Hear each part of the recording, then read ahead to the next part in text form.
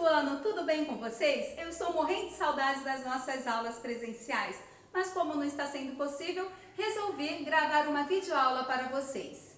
Nós vamos falar hoje sobre estudando o interior da Terra. Para isso, para essa aula, eu convido vocês que abram um livro na página 125 para que vocês possam acompanhar a nossa aula, tá bom? Bem, vocês acreditam que existem pessoas que afirmam que a Terra é uma esfera formada apenas por rocha em estado sólido?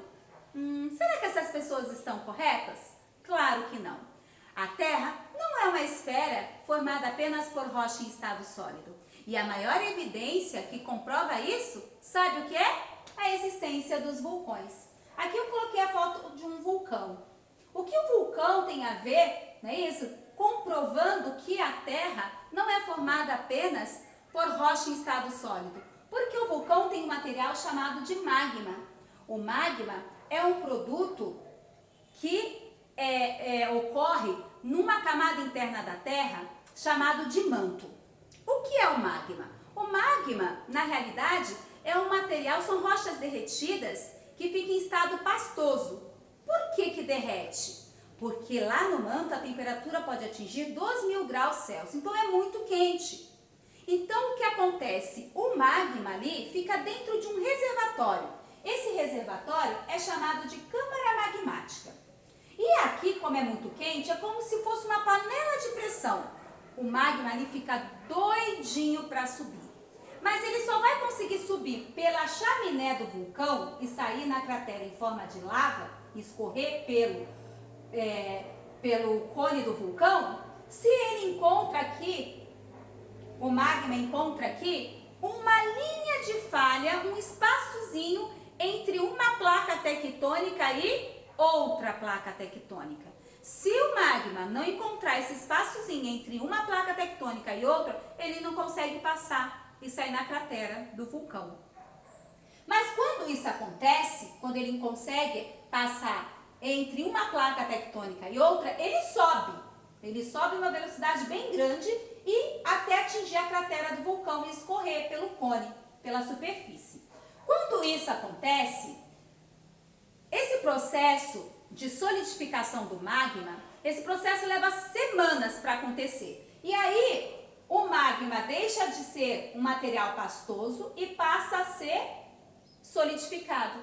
Então, quando esse processo que leva semanas deixa de ser pastoso e passa a ser sólido, na realidade, ele vira uma rocha. Ó. Tudo isso aqui virou rocha, ó, depois que resfriou. Essa rocha é chamada de rocha magmática. Por que dado o nome de rocha magmática? Porque ela se origina da solidificação do magma. Existem vários exemplos de rochas magmáticas, mas eu separei aqui para vocês só 3 exemplos. Esses 3 exemplos que eu separei faz parte da nossa vida, do nosso dia a dia. Talvez você não saiba que se trata desse tipo de rocha magmática, mas hoje você vai descobrir. Por exemplo, o primeiro exemplo que eu dei aqui é o granito. O granito a gente usa na nossa casa. Por exemplo, a gente usa como pia da cozinha, do banheiro. Olha o que eu usei aqui, ó. O granito aonde? No balcão da minha cozinha. Então, na realidade, o granito está presente em muitas residências, né, de muitas pessoas, porque acaba na decoração, né, das residências. Mas além do granito, professora, existe outro exemplo de rocha magmática? Tem. Por exemplo, o basalto. O basalto, ele aqui, ó, é utilizado na pavimentação, no calçamento de ruas. Olha aqui. Aqui foi usado o basalto, ó. Na realidade, eu costumo muito ver próximo à estação de metrô, no centro da cidade. Acaba deixando a rua mais bonita, mais moderna, né? Mas além do basalto, qual é outro tipo de rocha magmática? A pedra pómez. A pedra pómez também é um exemplo de rocha magmática. Por exemplo, as mulheres que gostam de fazer unha, né? Às vezes faz unha do pé, a manicure acaba dando uma lixadinha no nosso pé. O que utiliza ali? Uma pedra pómez. Além de utilizar para lixar os pés, utiliza também como esfoliante do rosto. Às vezes nós não vamos fazer limpeza de rosto, utiliza-se esfoliante, não é? Isso vem de onde? De uma pedra pome, que é exemplo de uma rocha magmática. E agora, como nós estamos falando de interior da Terra, não tem como nós não falarmos desse importante aparelho que é chamado de sismógrafo. O que é o sismógrafo? O sismógrafo é um aparelho, é um equipamento que serve para medir e captar a energia e as ondas vindas do interior da Terra. Quando isso acontece, o sismógrafo ele vai registrar. Ele registra em uma escala. Quanto mais próximo de 10 significa que o terremoto é numa escala muito forte, causa grandes destruições. Quanto mais próximo de 0, o abalo sísmico é bem fraco. Às vezes é registrado no sismógrafo, né? Mas as pessoas não sentem. Graças a Deus, o Brasil, isso não acontece. Nós estamos longe desse acontecimento aí, desse fenômeno natural. Por quê? Porque o Brasil está localizado no centro da placa sul-americana.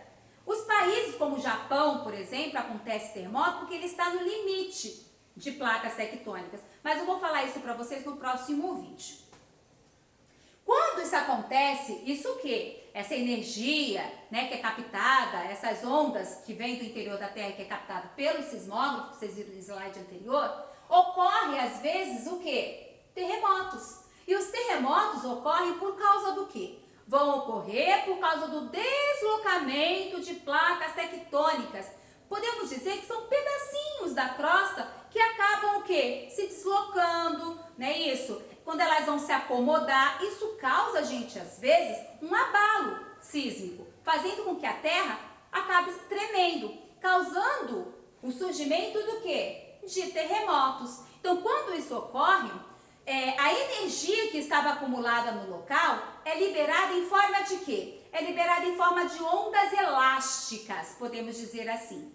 Essas ondas elásticas, eu vou dar um exemplo aqui. Às vezes o epicentro, que é onde se origina o terremoto, o tremor, o abalo, ocorre lá no oceano. Mas quem mora lá no continente vê a terra tremer. Ponte cai, edifício. Por quê? Porque na realidade, esse abalo sísmico, essas ondas, não ficam só no lugar onde se originam. Elas ganham proporções, porque são energias muito fortes, que vão o quê? Que vão aumentando, né? Isso, que vão ganhando espaço aí muito grandes.